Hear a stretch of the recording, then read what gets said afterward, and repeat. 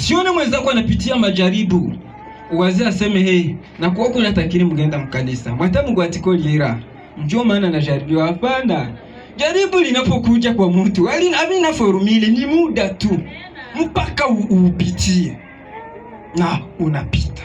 Lakini jambo kubwa ni kutubu, kwa sababu hatujui saa au nyakati ama sekundi atakapotokea mwana wa Adamu.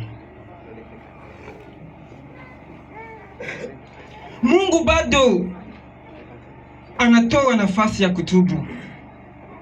Waimbaji walituimbia wimbo mmoja kasema juu ya neema. Nafasi iko ya neema kwa leo katika ulimwengu wa nyakati za mwisho.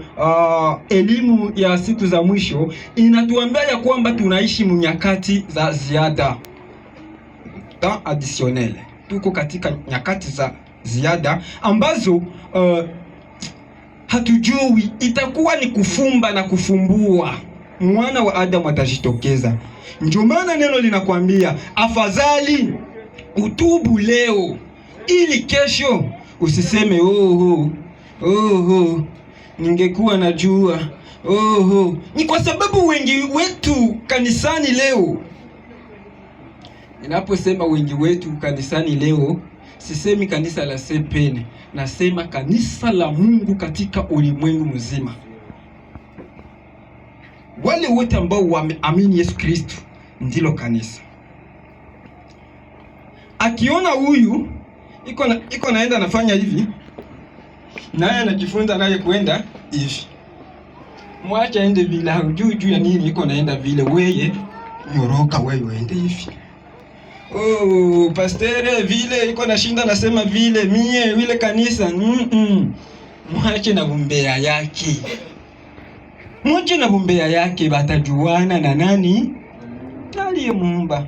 Vile anashotoka na wewe ende za hivi, hapana. Sasa wewe vile vya kujifunza wewe uanze kwenda hivi na hujui vyenyewe vifanye mwenzako. Wewe utapiga limoya mara pili, unapita na katika tu kiuno.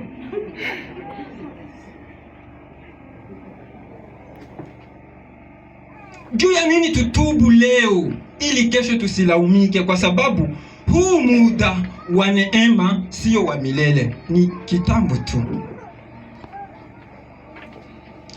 Mungu haangalii uso. Kitu cha tano, Mungu haangalii uso wa mtu katika hukumu.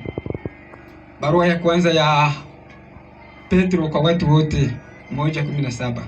Mwingine tusomee Mathayo 12:36. Nasoma Petro wa kwanza 17.